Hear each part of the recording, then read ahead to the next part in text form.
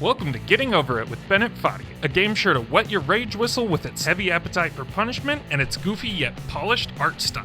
The latest of the Souls-like games to grace the market, this instant indie Stop.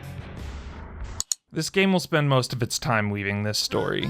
The blurb on its store page will tell us it was made to hurt us, and our narrator will tell us over and over again that this game was made for the sole reason to frustrate you.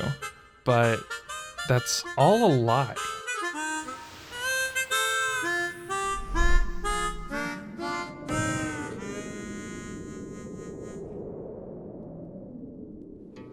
This game was released for free exclusively on Humble Bundle 2 months before it will become available on Steam or anywhere else. Because of that, I did not come into this game blind, nor do I think you're intended to. I watched my favorite streamer playing it, I got intrigued, and I looked up more. What I found was this tantalizing video. Without reward. I had to know, what is this reward? Clicking through towards the end, I landed on this screen. A better marketing material to myself than any trailer or ad could have done. It sent my imagination into overdrive at the thought of what was behind the screen. Now, of course, you can look this up and find out, which initially would have bummed me out because I wanted this gaming community, anybody skilled enough to get up the mountain to hold to a higher code and keep that secret. And funnily enough, when I did get up there myself and went to check out if somebody had broken that promise, the video was a YouTuber who just broke the game, beat it in 0 seconds with a glitch of some sort, and posted the video of the reward. But regardless of that digression, I eventually realized that it didn't matter if the reward was spoiled because this game was made for a certain kind of person. And that kind of person, like me, and maybe you watching this video, would realize the reward at the top, it would mean nothing without the journey there. It would be hollow, barely even satiating the curiosity of what lies behind the closed door. So people like you and me wouldn't even go looking for that spoiler. From the start of the game, the commentary provided seems to dissuade you from playing. What you're about to go through might be too much. The frustration is just essential to the act of climbing. But why would the developer do this? Why would they not want you to play their game, especially so early on? Well, I believe to some extent he is manipulating us as the player. There is surely one type of person that he wants to play this game, and it was crafted for them. And the other folks, well, they can be turned away and that's alright. You see, this game is made for the type of people who can run head-on into punishment and find themselves determined to overcome it. Bennett uses the commentary to egg us on.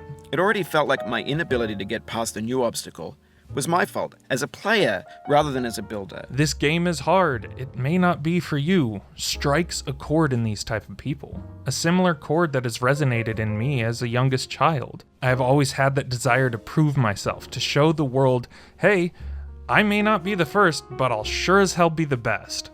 Watching someone play this on Twitch, there was a line of commentary in the game speaking directly to those of us watching.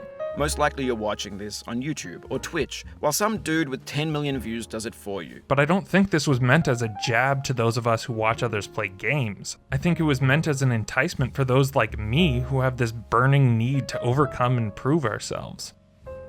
And so I went home and I played. Getting past where I'd seen them streamed, I came to an orange on a table, right before one of the toughest parts of the mountain, and one I'd wager is a cutoff point for a lot of people who will play this game. It's an incredibly difficult journey up to this table, and once you reach it, one false move can send you halfway down the mountain you just climbed. And right before this, Bennett gives us some insight into his design. An orange is sweet, juicy fruit locked inside a bitter peel. I only want the bitterness. It's coffee, it's grapefruit, it's licorice. He's basically saying, I'm a sadist, and punishment is the only joy you will find in this, so if you're not that type of person, quit. Now, I'm speculating here, but I don't think this is entirely truthful of our narrator. And everything following from this spot only goes to further solidify that thought. I think this point in the game is his best shot at thinning the herd down to those who truthfully will appreciate what he has made. I spent most of my 8 hours playing this game stuck at this juncture, ascending to the orange, falling, and starting again. For a while, Bennett would hit me with a quote about failure, a condolence for falling, or some music to ease the journey back up. But after a while, he left. And there I was, alone, with nothing but the mountain and my thoughts. Every trip back up slightly easier, but every fall back down a little harder. Sometimes I'd get right back up and keep going, other times I just sat there. And with Bennett gone, I had nothing but just one quote of inspiration that stuck with me. This thing that we call failure is not the falling down, but the staying down. So inevitably, I would get back up. And through this process, the back and forth, I came to realize that the gameplay was telling a much more vivid and truthful story than Bennett's words ever would. I began to see the metaphor that lied within. This mountain, it's our hopes, our dreams, our goals in life, but an incredibly realistic portrayal of them, because, you see, life isn't like a video game. You can't just win with relative ease or the right strategy. It takes real effort and practice, and most importantly, failure. But through every failure, you have two choices. You could give up and find a different goal to pursue, maybe something a little easier, or you can pick yourself up, dust off, and try again, knowing full well you'll probably fail, but that with every failure, you can at least learn something to make the next trip back up a little easier. If you do make it up past the Orange Hell, as it's become known, Bennett's tone changes. The herd has been thinned to just those willing to get over the failure, get over the repetition, and push forward.